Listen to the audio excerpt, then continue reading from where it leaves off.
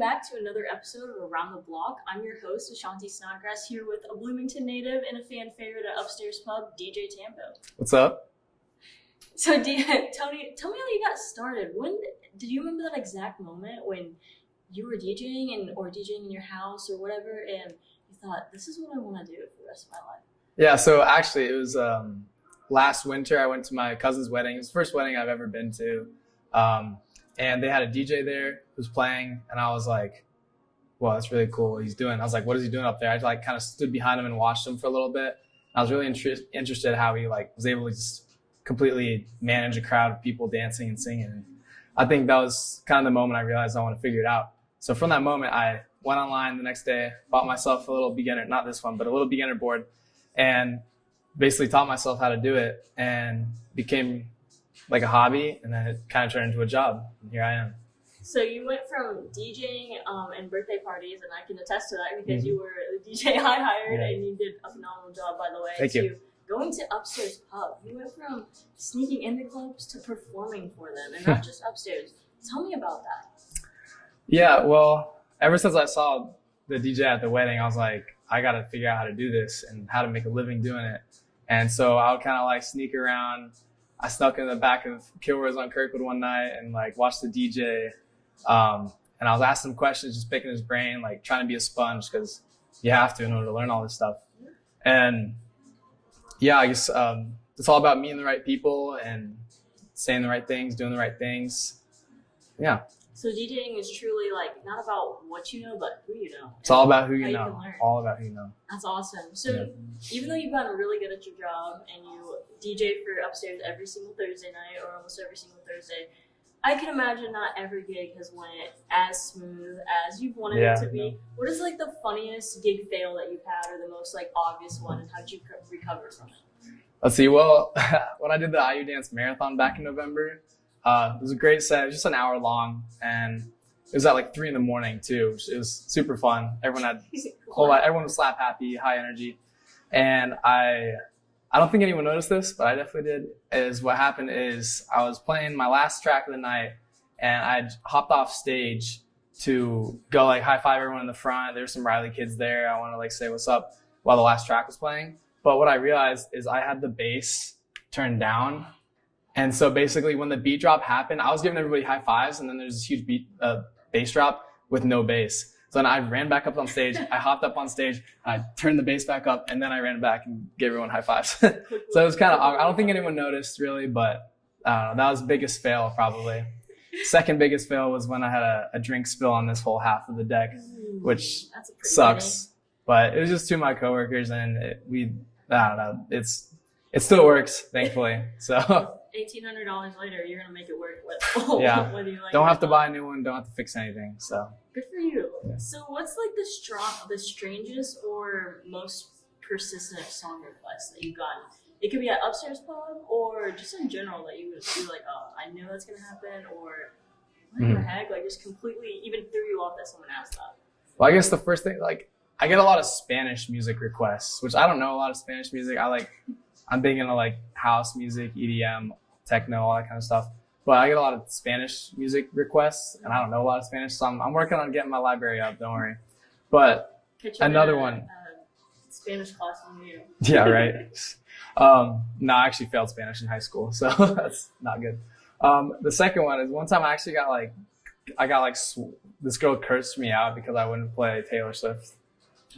And then later on, she got kicked out of the bar, so it kind of played out. But she told the manager to fire me, and then he was like, hey, some girl said I got to fire you. Is that right? And I was like, go ahead, I guess. Like, because you want to play some Taylor Swift. I don't have any downloaded, so. Do you remember the specific song that she asked? I think it was her friend's 22nd birthday, and she wanted 22 or something like that. But no Taylor Swift from me.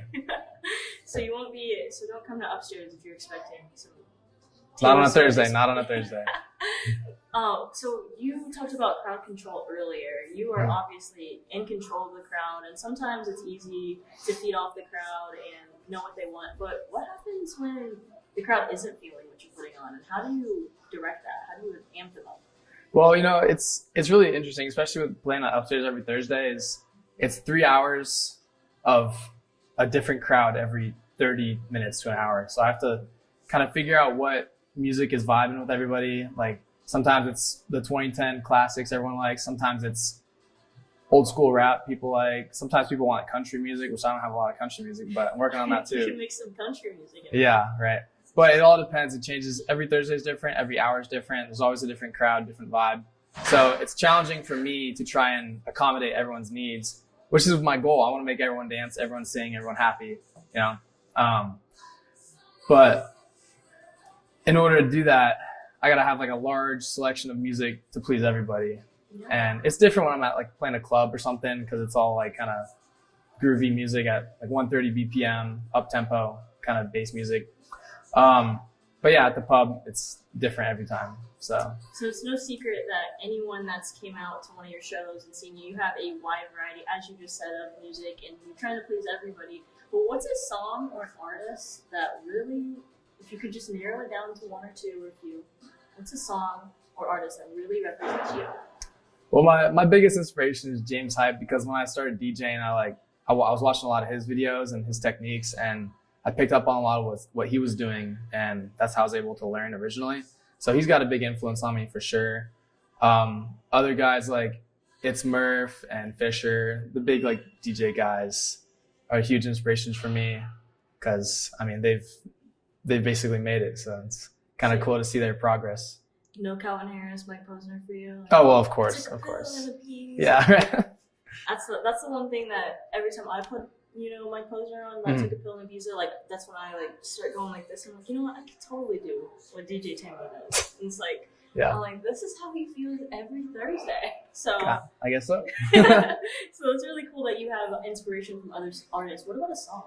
Is there a song that really encapsulates? It changes every minute of the day. Like I don't know, it really depends. Genre, music, artists. I listen to so much different music. Like I could be listening to house music today, Gypsy Kings tomorrow, like smooth jazz the next day, and then like classical music the next day. Who knows? It all depends on what my mood is. I wake up and I'm like, what do I want to listen to today? We live in a world that is not only constantly changing and evolving, but as we continue to grow and evolve with the technology growing and evolving with us, we are often put in a place where a DJ is this, a DJ is that, and people have common misconceptions about what a DJ really is. What's a myth that many people have about DJs in your experience of emceeing, and what's the real truth about DJing? Well, for DJing, you kind of gotta be in it for the right reason. You know, a lot of guys will do it just to, or girls, anyone would do it just to kind of try and pick up girls or be the center of attention, or do it for the money or the fame that comes along with it, which if you're in it for that reason, like go find another hobby or something, because you're not going to get far with it. You know, you gotta be in it for the right reason. You gotta love the music. You gotta love what you're doing, regardless of how much you're making or not making, or who likes you or who doesn't like you, because there'll always be haters. You know? And I think that's great advice because you're from Bloomington. Mm-hmm. You're DJing at one of Bloomington's prominent spots. Pretty much every IU student's favorite bar at this point. Yeah, shout out. How does that feel? It's gotta feel like you're representing your hometown in a brand new way. Who would have ever thought you'd go from birthday parties and basements to bars and clubs? Yeah. Well, definitely not me. Like literally a year ago, I was like not considering this as a career at all, and now it's crazy how much can change in a year and how your passion can change. And it helps that I'm in music school because I'm able to kind of apply my musical theory knowledge to this. But yeah, what else? So one last question for you. Sure. Every song must end and every night must come to a close. Mm-hmm. What is something that you want every person that has seen you perform remember about you? What is something else? Well, my goal is to I want everyone to be able to dance to the music that I'm playing, because like that's the biggest goal, is just to make everyone dance and have a good time.